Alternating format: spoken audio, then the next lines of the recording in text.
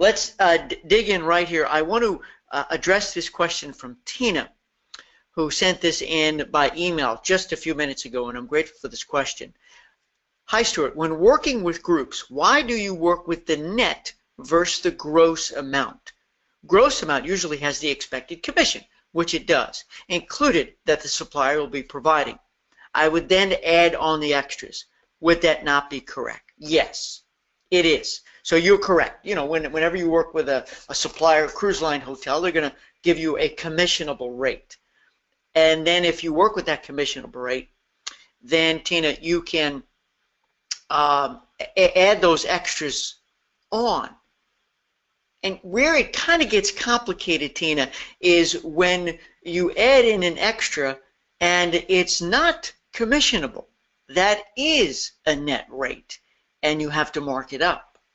Or what if you're earning 14% on the cruise portion, but you're only earning 10% on that extra portion? Then I think the spreadsheet can get messy because you're calculating in different commissions. So in my experience working all three sides of the fence, working on the agency side, working on the supplier side, and working on the consortia side, sort of the in-between, I found that it's simpler. There's less of a chance of error when you net everything down. Because as you guys all know, I encourage the power of the package, that we never want to sell the stripped down off the shelf bare bone product, because then we're no better than any other .com or any other agency that sells the same stateroom or the same hotel room. So you want to go more inclusive, maybe not all, but certainly more inclusive, and just keep adding stuff in that makes sense, obviously, that the people want. That's a whole other subject of deciding what to put in. Obviously, you're working on that, Tina, which is great. But when you put that stuff in the spreadsheet and you net it down, so everything is at net, then you take control. You become a revenue manager. You become a financial, it's more financially intelligent, I believe, when you control your earnings potential, so you can mark it up. Why settle for 10%? Why settle for 14%? Because when you make a more inclusive package, you can mark it up 20% or 25%. See, don't use a number just because it sounds like a nice number. When push comes to shove, you want to mark it up and create a price point that you believe is fair and reasonable to you and to the client. Because if you've done a great job of creating a package and they can't shop it because nobody else is going to present that same package you are, then you have the opportunity to mark it up where you want, as long as that number will be well received by the client. They're like, wow, hang on, so wait a minute, that number includes everything you just talked about? It does. Well, what about the excursion in Cozumel? It's included. Really? You see, so for simplicity's sake, for less opportunity for error, so you take full and total control, Tina, that's what I recommend. Now I'm going to turn it over to all of you guys. Who here nets down the numbers? Who here finds that it works or doesn't work? Tell me. Now, but one final comment on this is that because most travel professionals are very accustomed to working in a commission world, it's just simpler. So we just get the number, we know it's commissionable, but of course in the cruise world we have to take out the non-commissionables, all that kind of fudge stuff. I get that, right? All the fat that we don't earn any money on. And it's just easier, and sometimes that math can be scary or overwhelming. Well, how do I mark it up? How do I figure that out? Now, you can add just a straight dollar amount, or you can add a percentage. Now, Inside Bootcamp is a cheat sheet. Final suggestion, Tina, is a cheat sheet you may have seen. I want to make sure you all have, that you can take that base net rate and multiply it by 1.3, 1.4, 1.5. And it may not be exactly equivalent to 15%, 30%, 20% markup. It's close. It'll get you there. But I believe we can no longer be commission hostages. A commission hostage is an agent who just settles for the commission that the supplier is willing to pay. And when we earn a new level, we'll earn an extra point or two. But I believe in order to be truly profitable and grow our business, we need to take control of our income. And by doing that, we net it down. Tell me if that helps, if it makes sense, if it doesn't make sense, if you think you're going to stick with the other way. So here we go. Patty says, for net, do you just request it from the group department? Patty, you can request it from the group department, but with the cruise lines, in my experience, they won't work that way. They'll give you a commissionable rate. You can try, you can ask, or else you're going to have to net it down yourself. So a lot of times when you're working with those peripheral suppliers, like when I owned resortforaday.com, of course, I embraced the travel professional, paid commissions, and also provided group programs as well. And I put it out there. I said, you want a net rate, you want a commissionable rate. I mean, they were going to be the same, but whatever number the agent wanted, I wanted to make it easier. So I think it's worth an ask. I think the bigger suppliers won't do it. Some of the smaller or mid-sized suppliers will. Sometimes hotels will, you see. So it's worth a shot, but it could be the same rate. Understand that. And you can take it from there. Tina says, the challenge I have is that I pay the supplier with the client's card, not my personal business card. So getting all the funds could be a challenge. What do you recommend? Okay, I understand that. So, and we've talked about this in the past, but it's a subject that comes up every time, especially when I do a live training event and I endorse the value of the package. The agent says, well, wait a minute, how do I collect it? How do I overpay? So you guys know that many suppliers, especially cruise lines, will accept an overpayment. So Tina, the first thing you want to do is make sure either you pick a supplier that will allow an overpayment, okay, before, or just and find out what their rules are. Sometimes they'll collect 3% as a credit card fee, all right, and pick that supplier and get it signed off in advance that even though the amount due is $1,000 per person and you're going to be collecting $1,200 per person, they'll send you the difference back, but you'll have to wait for it. You're going to have to wait for it probably until the cruise departs, right, everybody? Who's done this? Who's done this? Tell me. Who's done this?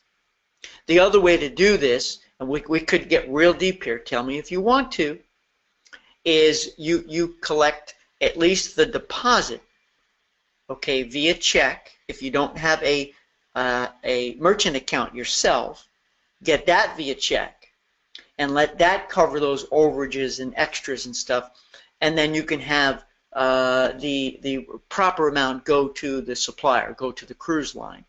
All right, then you got to do some math just to figure out to make sure you're collecting the right amount and paying the cruise line the right amount. Does that help? Does that make sense? We can talk about this all day because it's definitely it's a challenge, and if you are with a host agency, they may have a merchant account you can use. Some of you have merchant accounts you do this with, and I know some customers are like, well, why is your name on my credit card? I'd rather have Royal Caribbean on my credit card. And that's the case. Sometimes you just take that upfront deposit direct and you pay the balance to the cruise line and satisfy that and work out the numbers. But most importantly, deal with a supplier that will take an overpayment. Does that help? Tell me, tell me, tell me. Okay, let me see here. Tina says that helps. Good. Excellent. All right. Any other comments? Anybody else? Who here does it net? Who doesn't? Does not? Tell me. And tell me why you don't net things down. Is it intimidating to do? You know? Or I'm just curious why you don't. I really endorse it. I think once you do it the first time, and I know that you're going to receive a commissionable rate from the supplier, put it in that spreadsheet and net it down right in your spreadsheet, and then start fresh and build up from there. So you take control. Okay, I want to get to something that was posted here on Facebook, but first, a sip of coffee. Is anybody here brand new? Because we brought in a whole bunch of brand new boot campers. Let me know if you're new. Let me know if your microphone turned on. And I hope everybody had a good weekend. I really do. I really do. I don't know if we have anybody on here who is from the Houston area. Let me know. I'm curious because it's just absolutely astounding what went on there. It's just surreal. And we just hope that our friends and family who have experienced this just find the strength and fortitude, and as we say here in Memphis, the grit to make it through, to bounce back. And I just wanted to put that out there because this next thing I'm going to read has to do with one of our newest members who's located in Houston. Excuse me. Why indulge? Thank you so very much. Okay, Sherry said, pretty new. That's right, you are pretty new, so welcome. So glad you're here. Remember, Thursdays. Okay, so before I go to this, let me go to Lena, who just posted this question. When putting together a group FIT, where you have a lot of suppliers working with net rates, so does everybody here know, because if you're young or new in the business, you may not even know what FIT is.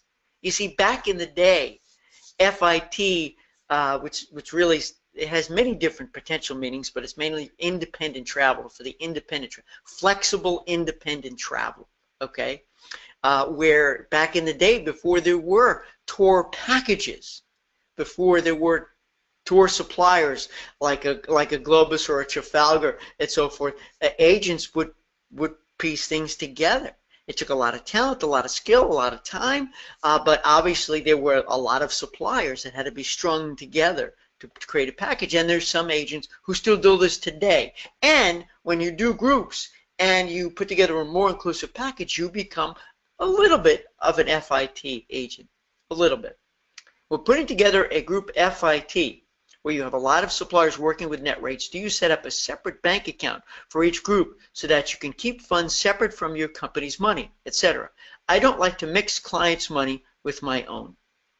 The answer is yes.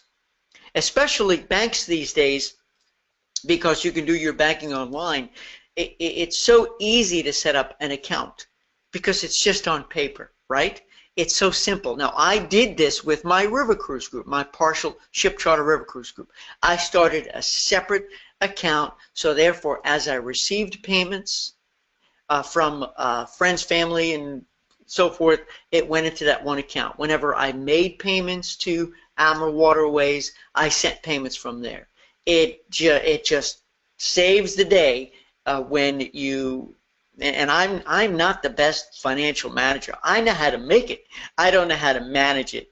And when I say manage it, I mean I invest well, but I don't know how on a day-to-day basis. You know, I can't tell you the last time I did a reconciliation of my checkbook, which is bad. But I'm just being honest with you.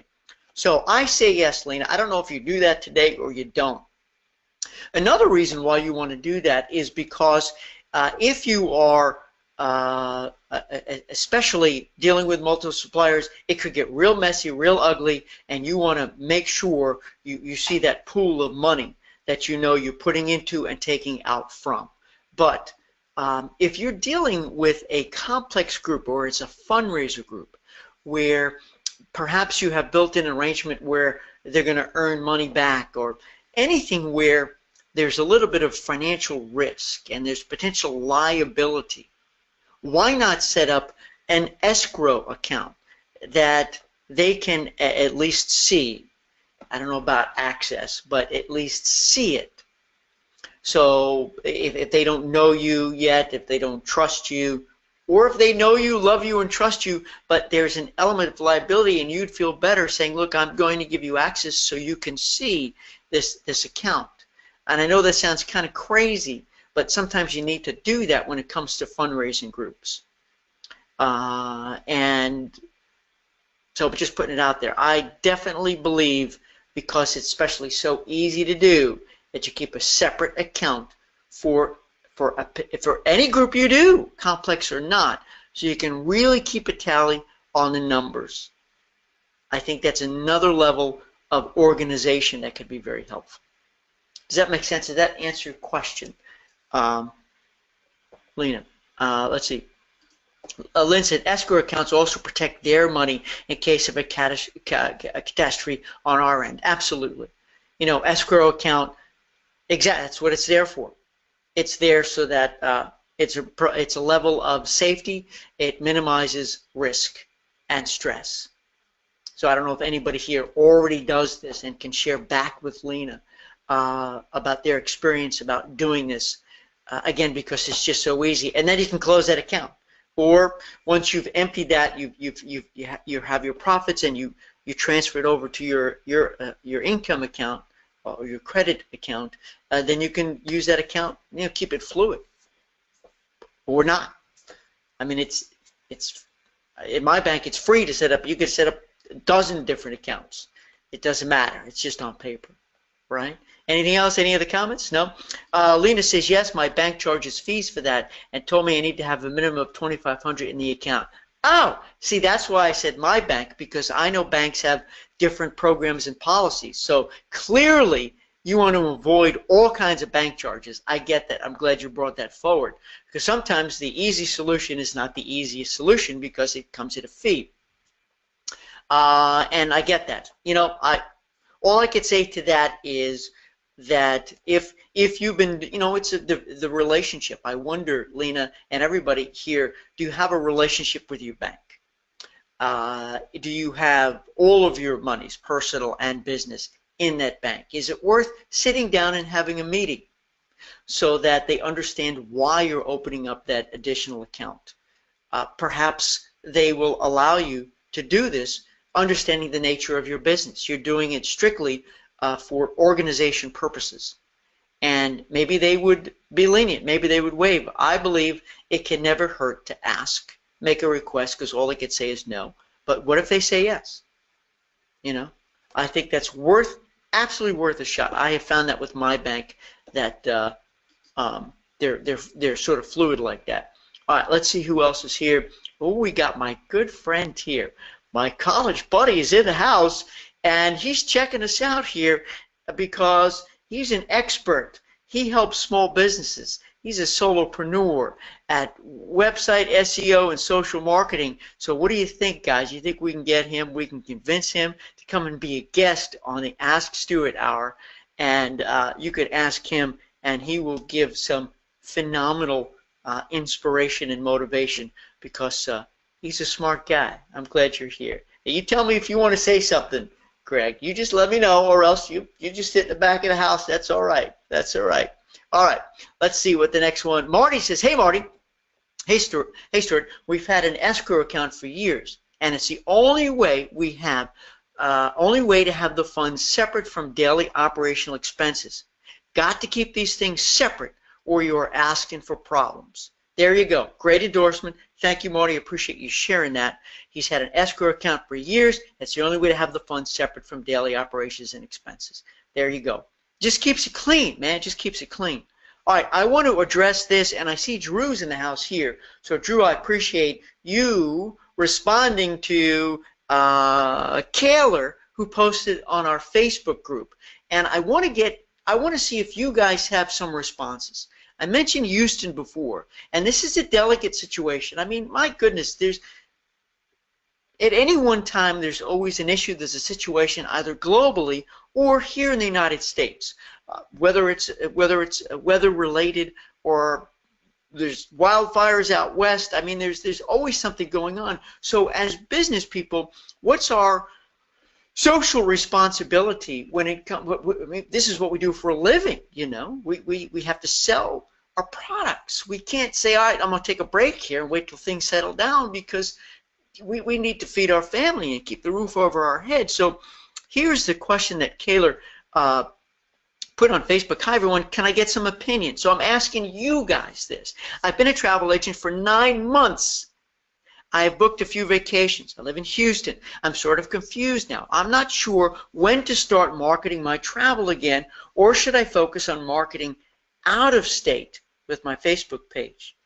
I don't want to disrespect anyone because, as y'all know, I love it. definitely selling.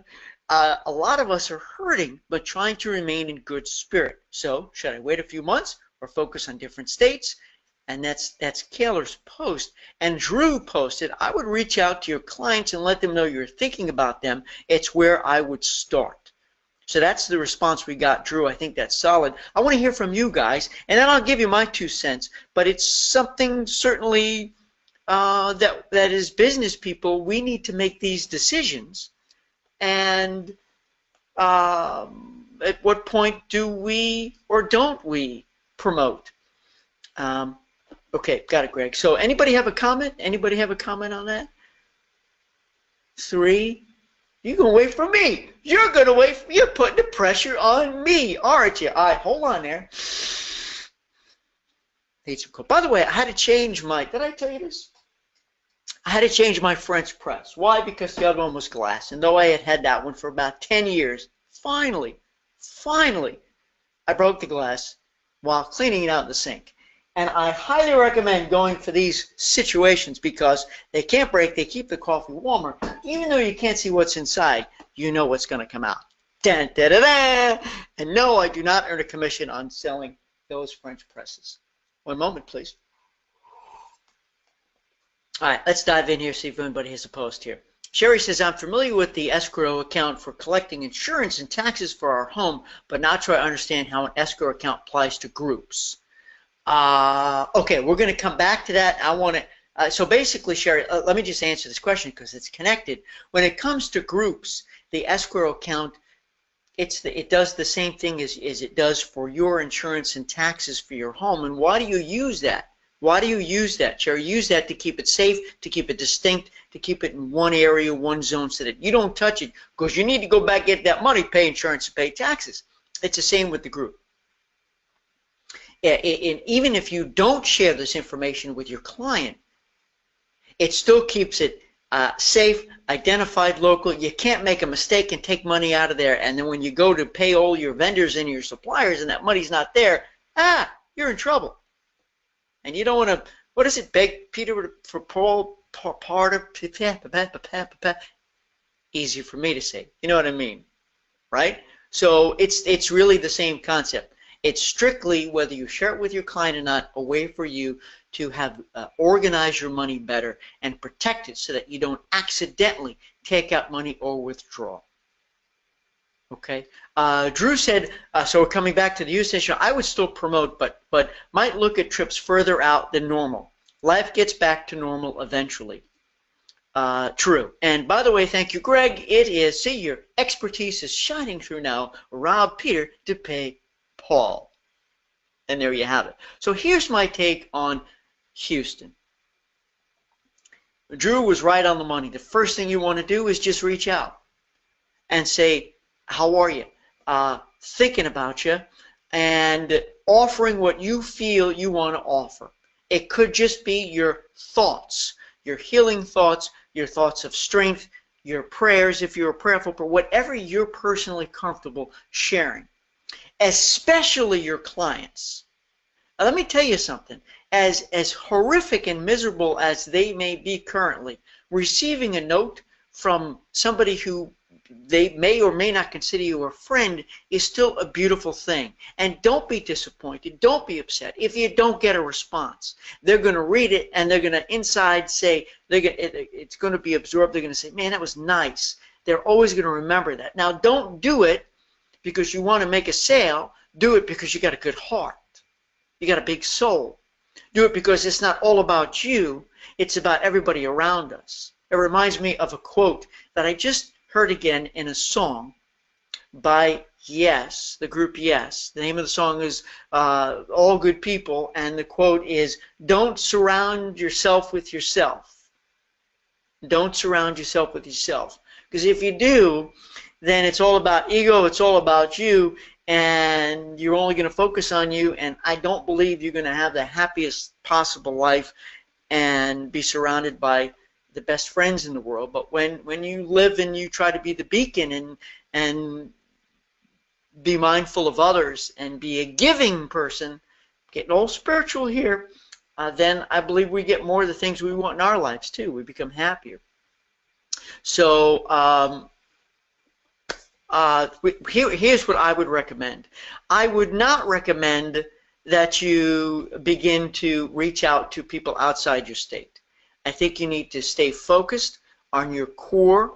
So this is not only for Kayla, but for everybody who experiences this, has this question. And you stay focused on your core. You absolutely don't go through the hard sell stuff, and don't try to make jokes that could be perceived as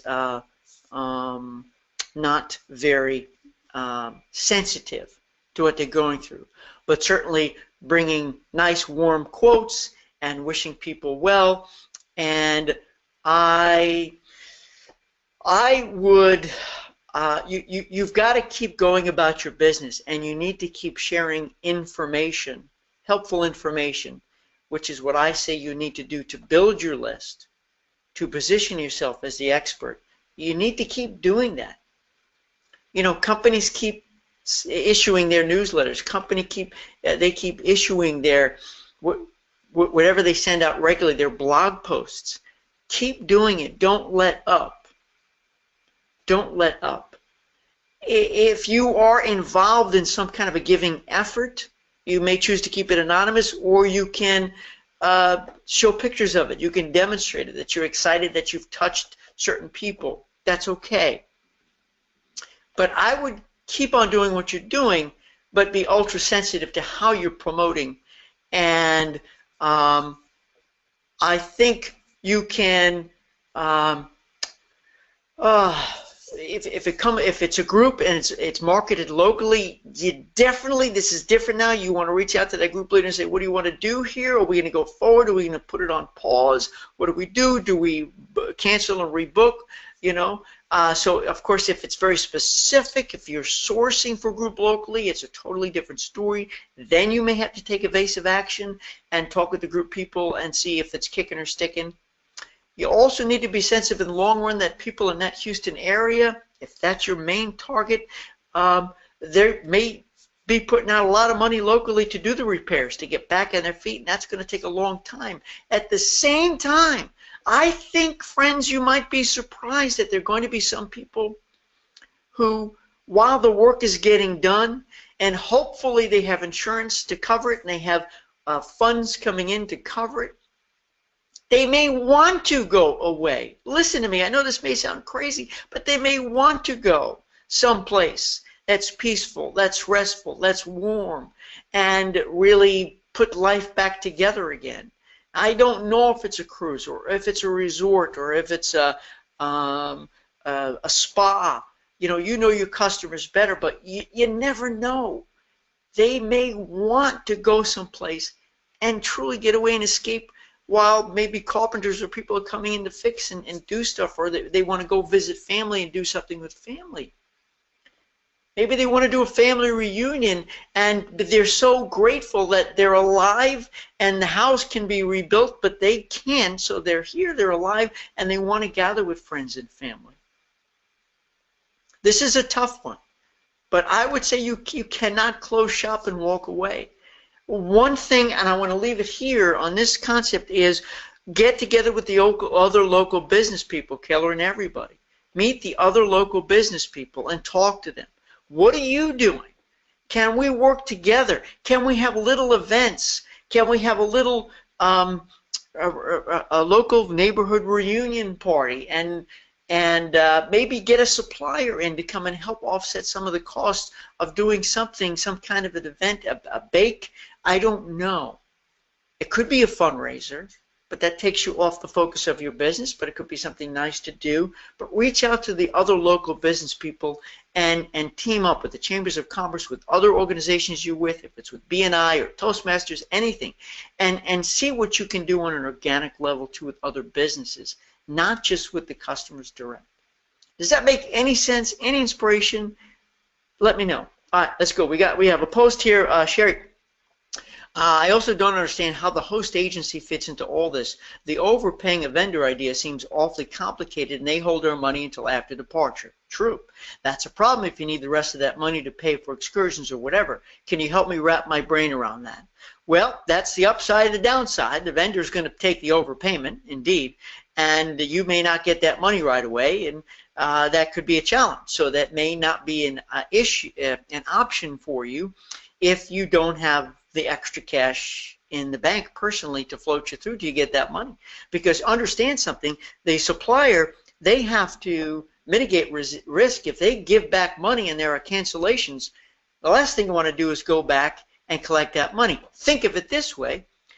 This is why I say don't ever give away that free travel, those incentives, that cash back. Don't give any bonuses back to a group until it set sails, until it departs, because if you have last minute cancellations, not only could that affect your profit margins naturally, but it could affect your tiers of where you're earning the freebies, right? Now, you're going to go back and you're going to go back to the guest and say, hey, listen, I need to get that $100 back. Hey, listen, you need to pay for your berth now because I lost it. Now you got to give me the $1,000 back. Good luck with that. They're off on the trip. So what the supplier is doing, what makes sense to do. So you don't want to ever pay that out early until you know there's been no cancellations confirmed with the supplier. That you have to do a reconciliation to make sure that somebody canceled direct that you didn't know about. But so if you can't wait till after to get that overpayment, then you may have to find a different strategy. And when I mentioned host before, there are some host agencies that have a merchant account that they allow you to use. Now here's where that gets complicated, because it's not going to have the supplier name, rope cribbing. It's not going to have your agency name. It'll have the host name. So it's just another level you have to explain. So here is, I think, the simplest solution. You collect a deposit in the amount you really need to make sure you get all these other vendors paid. Collect all that money, and put that down as a first deposit. Make sure it includes enough to pay the supplier for first deposit too, and you collect that by check. If there's no other access, if you don't want to take a chance and use PayPal or Square, I know they don't like dealing with travel agencies, but sometimes you can. Okay? And you collect that by check, and you say that right up front from the guests. And it's the same cancellation policy that applies. Like when I did my river cruise group, I collected the money up front, and because we promoted 2 years prior, I said, hey, listen, you want your money back? I'll give you your money back up till the time the second deposit is due. Because I wanted to get more people in than not. I wanted to be, I didn't want to be hard to deal with. I want to be easy to deal with. And that's why if you collect that by check, Sherry, it may, and you say that, listen, it is fully refundable, whatever date is, they'll feel better about potentially giving you their money by check if they don't know you, trust you, and love you yet. Does that help? Let's see what we got here. Sherry says, and the host agency takes a portion. Absolutely, they take a portion. Listen, Sherry, if you had your own merchant account, you're going to be, if you had your own merchant account, you're not only going to be paying the 3%, 3.5%, 4%, but you're also going to be paying a monthly fee. When I had my business, resortforday.com, I had a merchant account, of course, because I took credit cards, and it was very expensive. You're not only taking the hit, but you're also paying a monthly fee and sometimes an annual fee to maintain that account. So sometimes it's much less expensive and less risky when you use somebody else's merchant account. Right? But yeah, listen, here, and listen, everybody, if you have your own credit card merchant account, whether it's PayPal or Square or your own merchant account, or the supplier is going to hit you for 3.5%, or the host is going to bang you for 3.5%, to me, that's part of your marketing fund. You write it off. It's part of your marketing, right, Greg? I mean, when you work with your businesses, and everybody, when you work with businesses who pay you, especially in Greg's case, and you pay them, they're going to pay you by credit card, no doubt. That's 3.5% or whatever less that's coming in. but you're making it convenient for your client, and to me, that's marketing. That's a cost of doing business. It is what it is, and sometimes if you net down the prices and mark it up, you can mark it up an extra couple of bucks to try to compensate for the couple of bucks you're going to be not losing, but for the cost of business. Does that work? Does that help? Does it work? Does it help? All right, we got a full house. What's on your mind here? We got 20 minutes left, friends. Bring it. I want to hear it, but I want to lay down a challenge right now that I laid down in the in that blog, Travel Agent Hacks. And I want to know, honest to goodness, everyone on, I want to know if you're going to take me up on this challenge or not. And if you're not going to take me up on a challenge, that's okay. I love you. That's cool. Maybe you're too busy over the next 7 to 10 days. But if you are going to take me up on the challenge, let me know right here, right now, because I want to hear the results. You see, I want to have what's called the ripple effect. Let us all inspire each other to grow our businesses. And I have a whole bunch of agents in Travel Agent Hacks who have signed on to, not signed on because you don't sign on, just say you're going to do it. It's a commitment you're making to you. But if you want to make it to me, I'll help hold you accountable because I'm going to do it too. I've been doing it for years, but I'm going to do it again. So here's the challenge. Just pick up the phone or walk into one of your local businesses that you do business with today. You love them for their products, for their service, for their people, whatever it is. And just make a date with the owner. Say, listen, we both own a business here locally. I love your place. I give you all my dry cleaning. I come in, I'm buying coffee all the time. I buy my wine from you. Whatever it is, can I take you out for a cup of coffee? I just want to learn about your business, how you do what you do, because, man, I love coming in and doing business with you and your people. A good owner who realizes you're a neighbor, you own a business, and really believes that you're not trying to sell them something, because they're going to look at you like this. You got to be pure. They're going to let you take them out for coffee. And what is the purpose of this, Stuart? Is the purpose just to have a social opportunity? Maybe, but not really.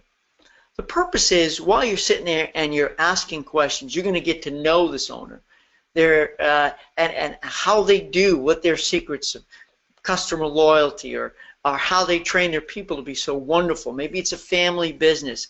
You're going to they're going to lift the hood and you're going to get on the inside, and it'll inspire you generally to hear how they do what they do. There's always a story. But at the same time, maybe they'll uncover a problem they have in their business. And maybe it's an opportunity to position group travel as the solution. You're not going in selling yourself. You're not going in, can I send you on vacation? Can I book your group? I've got a great idea to book a group. You're never going to get them to agree to meet for coffee because they get, you know how many solicitations they get a day? So don't be just another salesperson. Just say, can I take you out for coffee? I just want to learn about you. I do this all the time. And I've made multiple friends because you meet one person who says, you know what, you need to meet two of my friends. You meet two of those and so on. And, you know, like that shampoo commercial and so on and so on and so on. Somewhere along the line, you may hear about an incentive, a corporate incentive. Bing, bing, bing. Oh, does that excite you? Does that excite you? Maybe they buy from a supplier and the supplier offers travel incentives based on sales and orders, and you get the name of that supplier, you call them, and who knows, maybe you could get in the door, get your foot in the door there, and become their vendor, their travel professional that handles incentive trips. Or maybe they've always wanted to do a loyalty type trip, and it may not be a cruise. Maybe it's a river cruise. And Jenny, you said you just got back, so if there's anything you want to share about your river cruise, tell me, put your mic on, just type it in. If there's anything we need to know as travel professionals, let us know, okay? Maybe they want to do a loyalty type trip. Maybe it's your gym, your yoga studio, your Zumba studio, your jazzercise studio. Hey, I'm going to tell you something that I don't know what you're going to think of me after you hear this, but for a year or two, I did jazzercise a long time ago, many, many, many years ago. I did jazzercise. I'm saying it. I did jazzercise, and I'm proud of it. It was fun. It was. Okay, enough of that. And you never know, maybe they want to do something, or maybe they want to do a family reunion personally. Because here's what's going to happen. Trust me on this. You're going to go ask them questions, and you're going to wow when you hear their stories. And at some point, they're going to look at you and go, well, who are you? What do you do? And you're going to be ready. But you're not going to have flyers and da-da-da. Of course you'll have a business card, but you're going to be low-key, man. You're going to be low-key. I was low-key. Every one of these meetings I did, I was low-key. So I was invited, and now I've been getting invited to go on these coffee lunches or lunch now. And I almost always say yes, because maybe the universe is bringing that person into my life, and I should do it. And I do it with no expectations. Right? So I have a card here from a young man I met who owns a video company, a video production company. I went to a luncheon. It was sponsored by the Society of Entrepreneurs here in Memphis, and the mayor was speaking. And I just happened to sit next to this young man, and he said, can I buy you coffee, take you lunch? I said, sure. So we're going to get together next week. But I also have, look at this little card, of a photographer that I met. I did a keynote for the Memphis Convention and Visitors Bureau. He was the photographer, and I approached him. He's a really cool dude, and I said, hey man, I'd love to get together. Is it your business? Yeah, because I love meeting other solopreneurs, and we're going to get together. So that's where I'm going to answer the challenge, and I'll let you know how that goes to see where it goes. But I'm going in pure with open heart. Who's in? Who's going to do it? Who's in? Marty says, all right, now we're skipping around here and stuff, so I see other people said challenge accepted, so hang on. Marty says, I have a merchant account, which I think shows a professional business, and yes, there are expenses. So for groups, I do account for the credit card fees. Just got to do it. There you go. So we have Marty here who's got the merchant account, and clearly, Marty, you believe having the merchant account is worth it. It's worth the expense because then you can control the income better. You tell the client, hey, listen, just like, hey, when you guys bought boot camp, it was SLC ETC on your credit card statement. That's my corporate name that I don't promote, but I had to tell you because that's going to be in your credit card. So you tell your clients up front so they know when it appears, and maybe you collect it all, Marty. Maybe I don't know if you want to answer this. If you sometimes collect some and have the supplier collect the rest, how do you do it? Let us know if you don't mind. Lena is in. Challenge accepted. Claudine said, yay, it's so cool. It's so cool. Lost 15 pounds. What do you, wait a minute. Where'd that come from? Lost 15. Oh, jazzercise. I assume you're talking about jazzercise, Claudine. Is that right? Well, good for you, man. That's awesome. I'm very impressed, very proud. It's really fun because the music is great. The dance moves are great. It really is. Now, just so you know, nobody's asking, but I'll tell you, I'm into yoga. I do the yoga thing, but with my wife Kimberly, and we just did it over the weekend. We're at the lake house, and we do it outside. It's really beautiful, very inspiring. I really want to do Tai Chi. Tai Chi. And I have a hard time pronouncing because I always end up saying chai tea, because I happen to love chai tea too, but I want to do Tai Chi. Get it? Chai tea, Tai Chi. Ow, not good. Sherry says she's in. So we have Sherry who's accepted the challenge. Lena is in. Claudine says yes, it was jazzercise. Cool. That's awesome. Ramona says she's in for the challenge. Very good. We got 3 in. Marty says with package pricing, it is added into the total pricing structure. Right. It's baked in, as we say. You bake it in. Just like when you're going to make a cake. Let's say if you're at a restaurant, if you're baking a cake in the back, you don't walk out with all the ingredients and say, go ahead and make it yourself. You do that if you're from Jersey. Hey, how you doing? Here's the ingredients. Go make it yourself. No. You put it all together. You bake it in and say, here it is. Look at this cake. And it's going to run you $20. Oh, really? 20? Yeah, because I made it. I baked it all in, And it's got everything in. You got a little cinnamon, you got a little walnuts. It's nice. It's a wonderful cake. It's got a little glazing on top. You know what I mean? You bake it in. That's it, Marty. Thank you for sharing that. Drew is in for the challenge. So I'm going to make a note of this. We've got Drew, Ramona, Sherry, Lena. They're in for the challenge. And all you need to do, you know what? By the next time we get together for the next Ask Stuart Hour, at the very least get it on the books, because maybe you're busy, they're busy, can't do it. But boy, would it be great if you can have that cup of coffee. And there's two rules. Number one, you pay. You invited them, you pay. And number two, don't sell. Really go in pure of heart. Don't even be tempted. Don't bring your one page, your hot sheet. Who here has made that hot sheet, by the way? Has anybody made their one page hot sheet of who you are? So that when I do meet you and I do want a flyer on you, I don't necessarily have to go to the website. Well, I will, of course, but I want to see one page. Who are you? How are you going to change my life? How are you going to transform my life by sending me on a vacation that I would mess up if I did it myself? How are you going to transform me? Okay. All right. We got 10 minutes left, so this is the last call for questions. Hang on, everybody. Let me just check my... Oh, I want to tell you this story. I want to tell you this quick story while you guys have a chance to decide if you're in or not in for the challenge. And this is a story that I'm starting another business.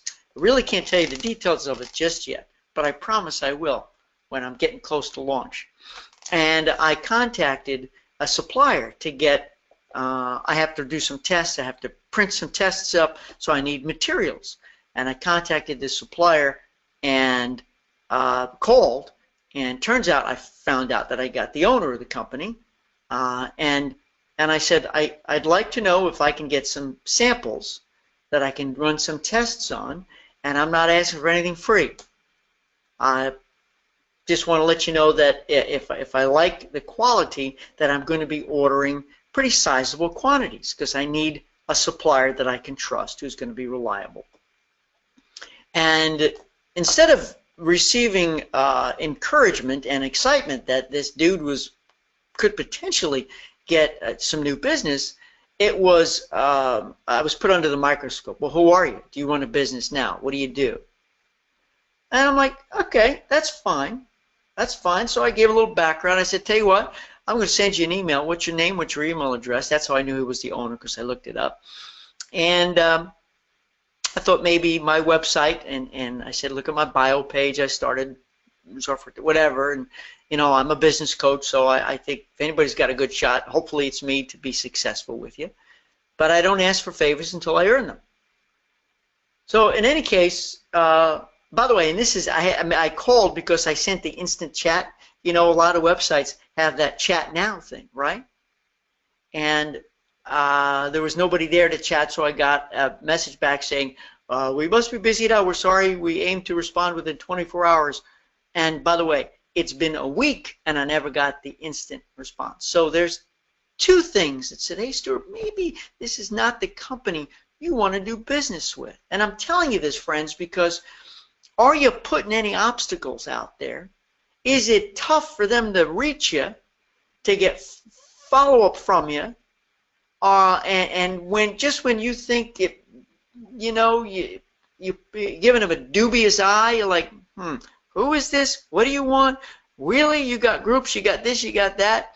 You know, what if it's for real? I'm for real. Long story short, just want to let you know, and it's really not a long story, but it's a sad story. It's a sad story for that vendor, and it cost me 10 days, is that they were going to send me the samples, and they're charging me full price on everything, and the shipping cost was really high. And I said, that's fine. Why? Because I'm a man of my word. I said, I'm not asking for anything free or any discounts or specials I haven't earned. So I was a little taken aback that it was so expensive to have shipped here. And I said, fine, no problem. They sent me the link to pay. I paid immediately. So I think I've done everything right. I haven't made any promises, and I put out the opportunity that I need a supplier. I need somebody I can trust, and paid for it. And then days are going by. I'm not getting a tracking number. I didn't even get a confirmation invoice of what I had bought. I had to ask for a confirmation invoice. I had to keep asking for a tracking number. And as we went into this weekend, I said to my wife, I said, Kimberly, I said, if I don't get a tracking number this weekend, I'm done. So I sent an email saying to the customer service person who was helping me at that point, I said, if it has not been shipped, cancel and refund the order because I had hoped it would have been shipped already. I paid on Monday or Tuesday. And sure enough, the order was canceled. Got my money back.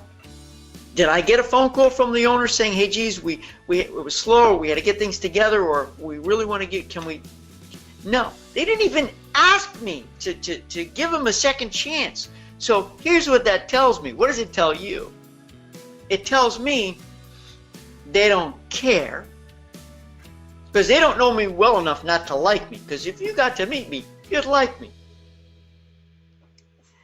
They don't care. Or B, they have so much business they don't need another wholesale client. They have so much business they don't need another wholesale client, you know, which basically is the same as one. They don't need me. Or C, they just run a really lousy operation. It's a lousy operation. So I'm done with them. I'm going to find a new supplier. But so my message there to you guys is, are you following up?